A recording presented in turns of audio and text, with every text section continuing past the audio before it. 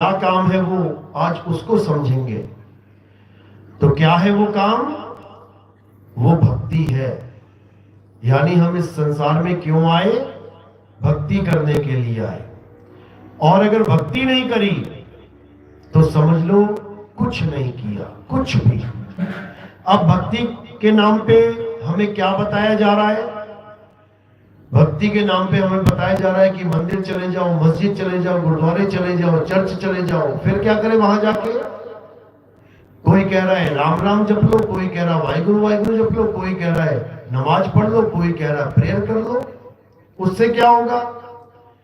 उससे केवल तुम्हें लगेगा कि हाँ आज का काम मैंने समाप्त कर लिया। मंदिर गया, पूजा अर्चना करी, दीप जलाया, जल चढ़ाया, घंटी बजाई, मन्नत मांगी, घर वापसी, हो गई भक्ति। ऐसी भक्ति नहीं होती भाई। ये तो तुम अपने मनोकामना पूरी करवाने के लिए गए थे। ऐसे भक्ति नहीं होती। तो भक्ति कैसे होती है?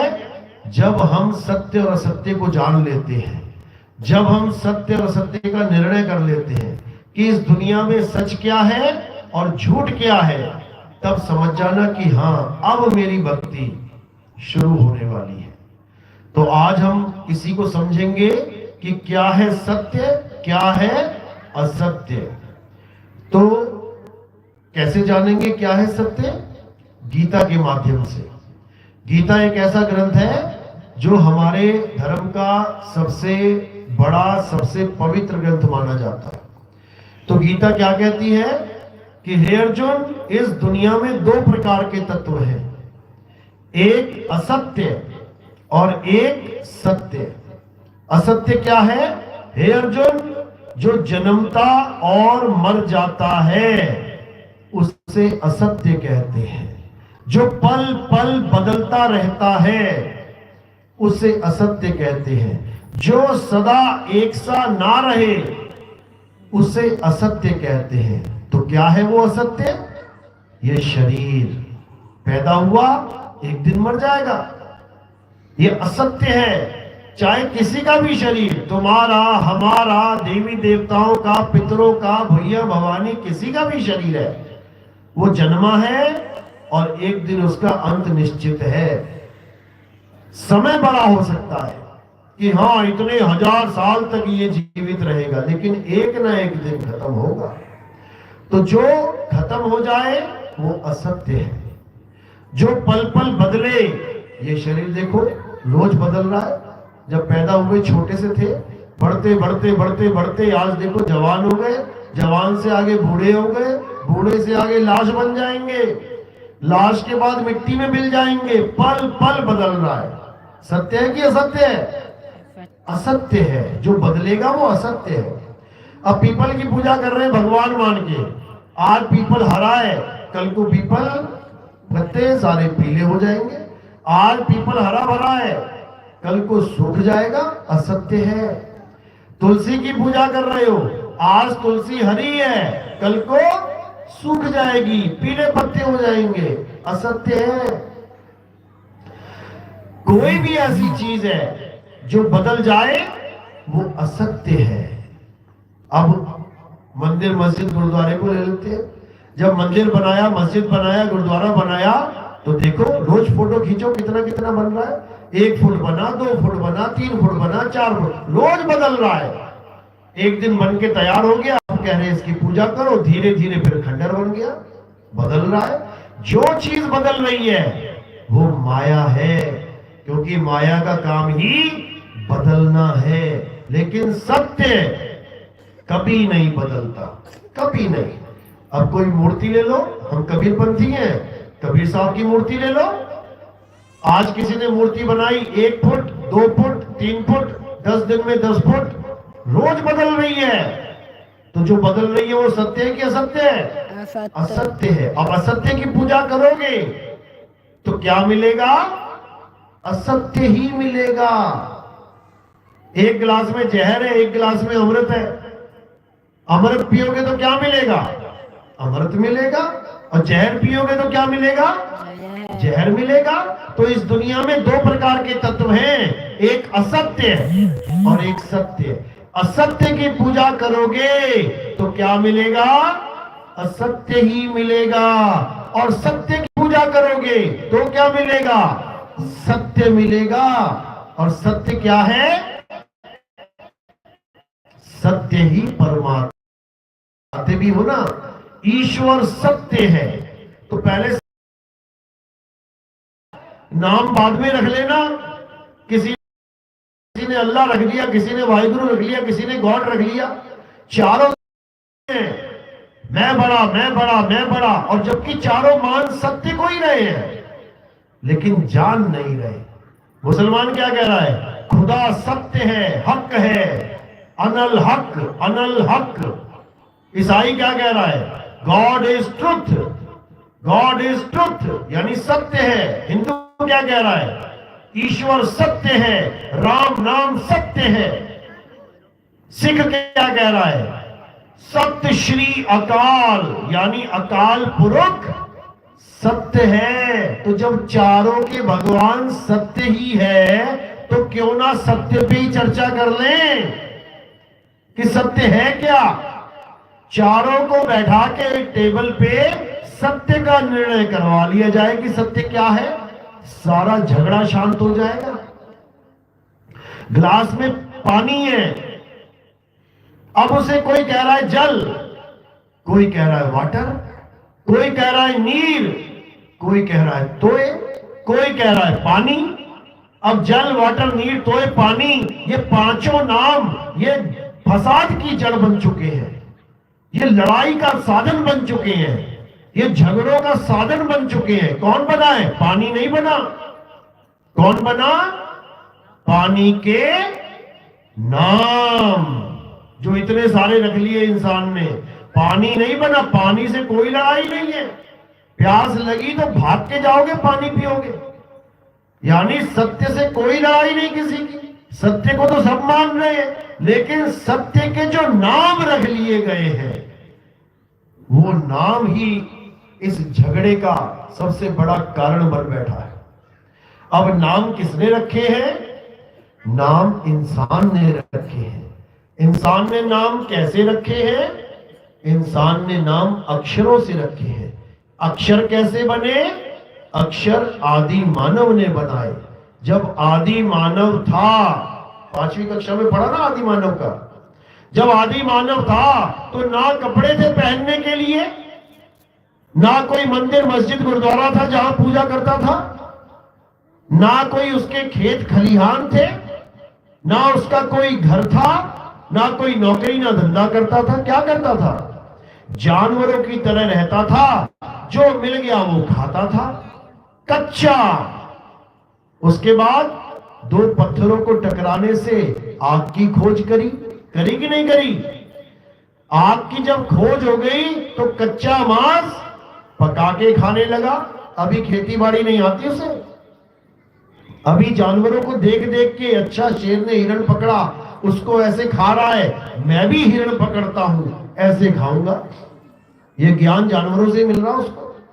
धीरे धीरे धीरे उसने आग की खोज करी। उसके बाद जानवरों को डराने के लिए भी आग का काम किया, उसने आग का इस्तेमाल किया। धीरे धीरे धीरे बुद्धि विकसित हुई तो उसने पेड़ पौधे कैसे लगाने हैं, फल फूल कैसे लगाने हैं, बीज कैसे डालना, ये सीख लिया। इसी बीच उसने अक्षरों का ज्ञान सीख लिया। कैसे? मुंह से निकलने वाली हर आवाज को उसने लिपिबद्ध कर दिया। उसके मुंह से निकला आ, उसने लिख दिया आ। हिंदुस्तान के आदि मानव ने, और अंग्रेज वाले आदि मानव ने क्या लिखा? ए। हमने लिखा आ ई ई उ ऊ, उसने लिखा A B C D E. अरब में जो आदि मानव था उसने क्या लिखा? अलिफ बे ते पे। पंजाबियों ने क्या लिख दिया? ऊड़ा हेड़ा ईड़ी। अब बंगाल में जाओगे तो कुछ और है। अलग अलग लोगों ने अलग अलग भाषाओं में अलग अलग अक्षरों की खोज करी। हिंदुस्तान में कितने अक्षरों की खोज हुई? हिंदी के कितने अक्षर होते हैं? 52 अक्षर। और अंग्रेजी के 26 अक्षर। यानी उनकी बुद्धि, उन आदि मानवों की बुद्धि हमारे आदि मानवों से कितना चली? आधी। वो 26 पे ही हथियार फेंक दिए उन्होंने, और हमारे वालों ने जीव घुमा घुमा के टा ठा डा ढा का खा कितने बना डाले, डबल। सोचो, उनकी जीव ना घूम पाई, 27वां अक्षर आज तक नहीं बना पाए, कितने साल हो गए अंग्रेजी खोजे हुए। तो ये काम किसने किया? आदि मानव ने। उसके बाद क्या हुआ? इन अक्षरों के द्वारा उसको जो कुछ दिखाई दिया उन्होंने उसका नाम रख दिया। हमारे आदि मानवों ने रखा पेड़, अंग्रेजों ने क्या रख दिया? ट्री। हमारे आदि मानवों ने रखा धरती, उन्होंने रख दिया अर्थ। हमारे आदमी मानव ने रखा आसमान, उन्होंने रख दिया स्काई। हमारे वालों ने रखा जल, उन्होंने रख दिया वाटर। हमारे वालों ने रखा आग, उन्होंने रख दिया फायर। ऐसे ही सारे अक्षर दोनों ने मिला मिला के शब्दों का जंजाल बुन दिया। जो चीज दिखाई दी उसका एक नाम रख दिया। तुम अभी सत्संग सुन के घर के बाहर निकलोगे ना, तुम्हें जो जो चीज दिखाई देगी ऑटोमेटिकली तुम्हारे दिमाग में उसका नाम आता जाएगा। पेड़, सड़क, पानी, ईंट, पत्थर, कुत्ता, भेड़, बकरी, सब कुछ तुम्हारे। और ऐसी चीज अगर तुमने देख ली जिसका तुम्हें नाम नहीं पता तो क्या कहोगे? अरे ये क्या है? मुंह से क्या निकलेगा? अरे भैया ये क्या है? क्यों? क्योंकि उसका नाम ही नहीं पता तुम्हें।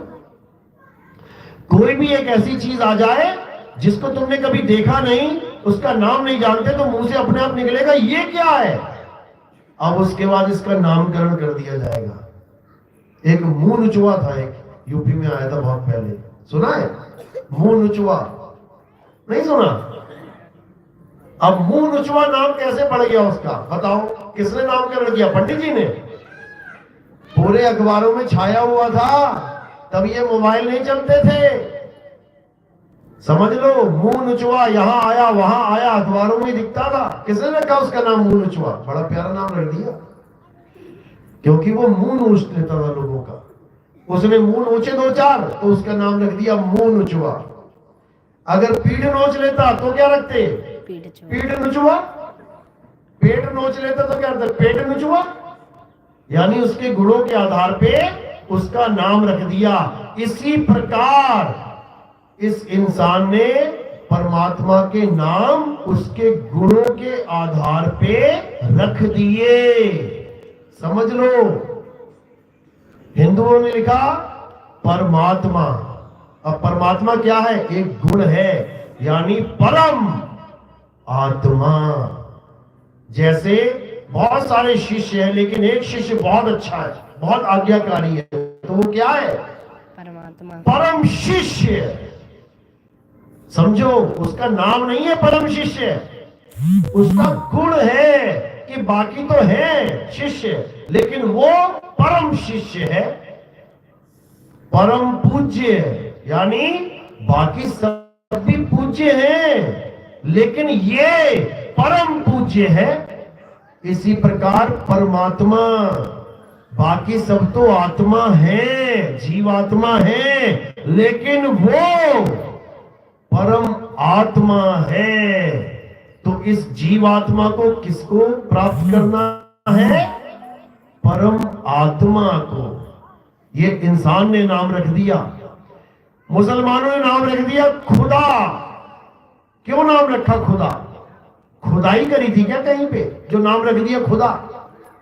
खुदा का मतलब है खुद में आ, यानी तेरा परमात्मा, तेरा खुदा तुझ में है।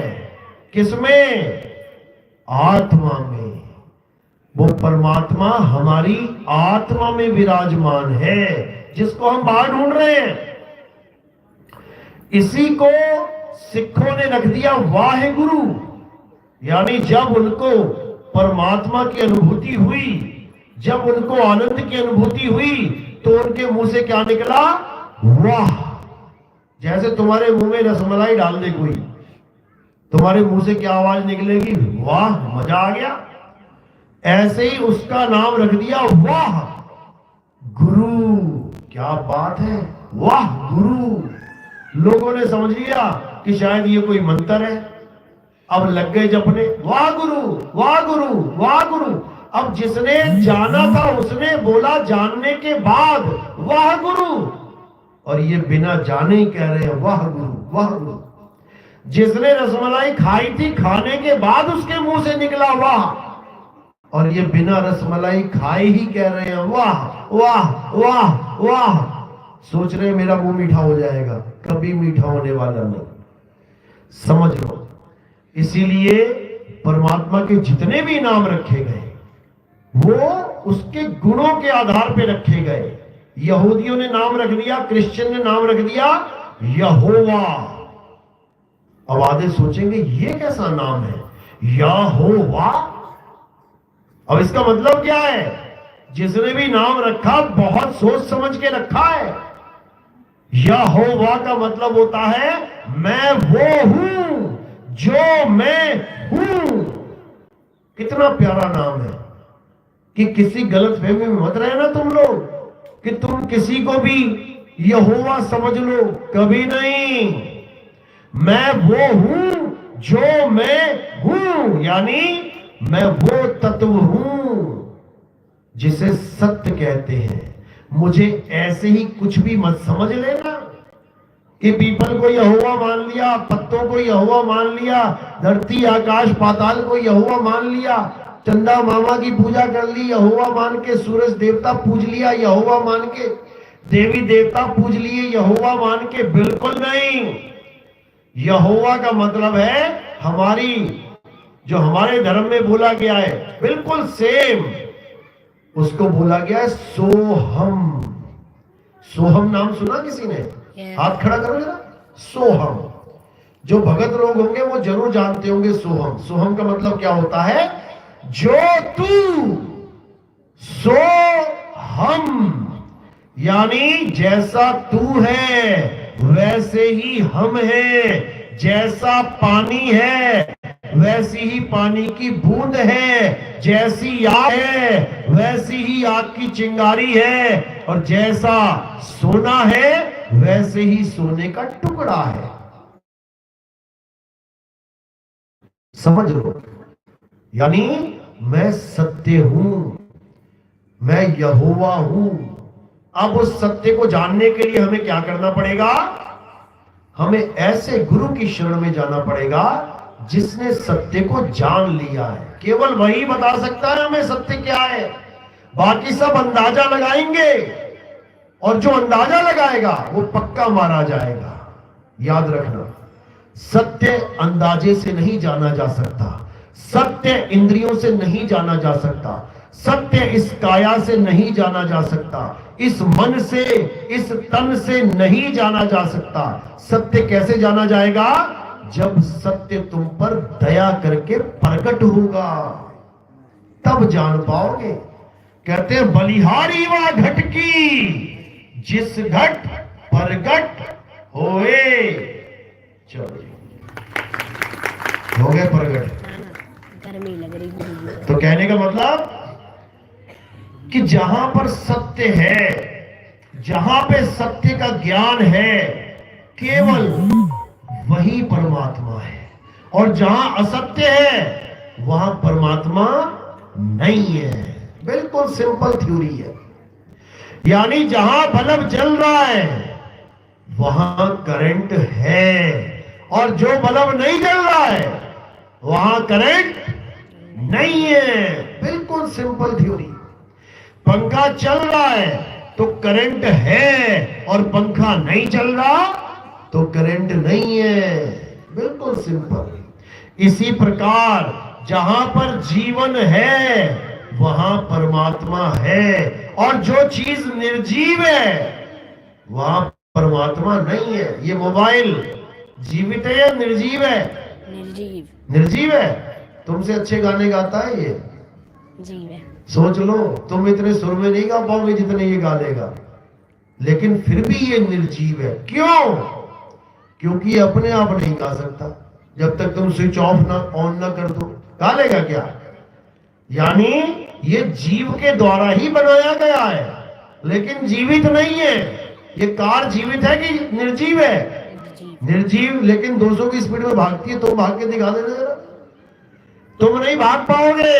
ये 200 की स्पीड से भागती है, लेकिन किसकी वजह से? जीव की वजह से। तुम गाड़ी चला रहे हो तो भाग रही है, नहीं तो खड़ी है। तो इसको समझना है। तो परमात्मा कहां है? गाड़ी में या चलाने वाले में?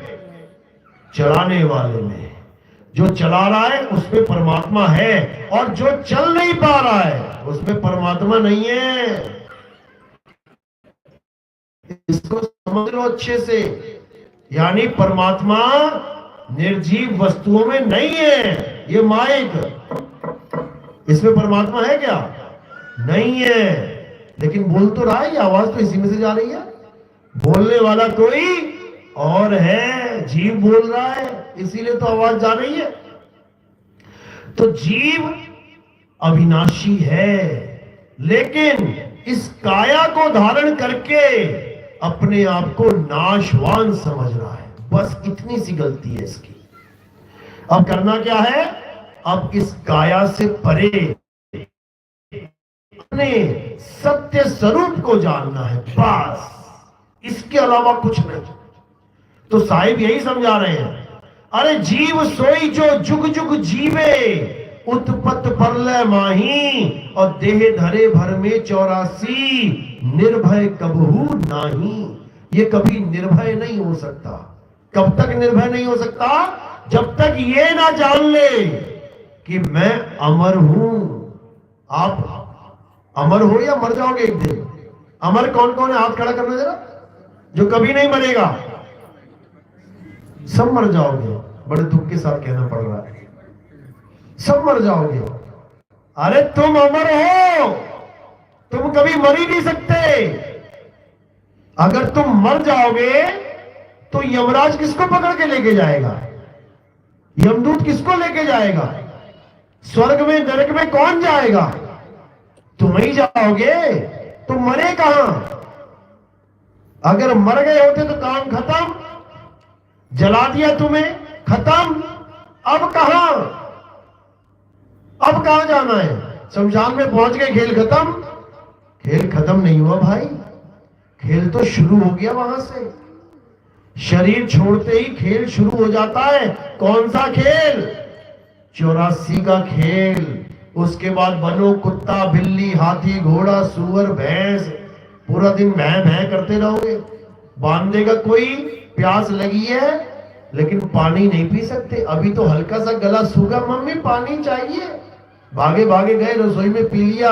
और जब भैंस बंध जाएगी और चली गई मैडम जी मार्केट घूमने 5 घंटे के लिए, और पीछे से भैंस कर रही है भैं भैं, प्यास लगी है, ये देखो ये भी आ गया। फिर ऐसे घूमोगे पेड़ों के ऊपर। ये मत समझना कि इनके साथ कोई दुश्मनी थी भगवान की। इनको भी तो भगवान ने बनाया है। इनको क्यों बना दिया ऐसा? तुम्हें भी बना देगा ऐसे ही। आज लाल पीली साड़ी पहन के चमचमा रही हो, फिर लाल पीले पंख लेके उड़ोगी। समझ लो, ये सबके साथ होगा। और ऐसा मत सोचना कि बड़ा सुख है जानवर बन जाने में। जानवरों की पूजा होती है ना हिंदू धर्म में, होती है ना। सांप पूजा जाता है कि नहीं? लेकिन पत्थर का ही पूजा जाता है। खूब लड्डू खिलाएंगे, शंकर जी को भोग लगा देंगे, उसके सांप में भी लड्डू चिपका देंगे मुंह में। और जब घर में सांप निकलेगा तो लठ हो जाएंगे, सिर फोड़ देंगे उसका। पत्थर का सांप पूज लिया, जय भोले जय भोले। और जब असली सांप आया, दे गोले दे गोले। चूहा देख लो, गणेश जी को लड्डू खिलाया, 2 लड्डू चूहे को भी लगा दिए मुंह में। और जो अपने घर का चूहा है उसको लड्डू में जहर लगा के दे देते हैं, मरेगा कहीं का कहीं का। समझ लो, पत्थर के ही जानवर पूजे जा रहे हैं यहाँ पे। असली वालों की तो हालत खराब है। मंदिर में जाएंगे, नंदी के कान में खूब बोलेंगे, मुझे बच्चा दे दो, मुझे नौकरी दे दो, मुझे ये दे दो, मुझे वो दे दो। और जब नंदी तुम्हारे खेत में थोड़ा सा गेहूं खा लेगा तो दे डंडा दे डंडा। समझ लो, समझ लो, असलियत बता रहा हूं। ये डंडे पड़ने वाले हैं सबके। ये मत सोचना कि तुम हमेशा इंसान रहोगे।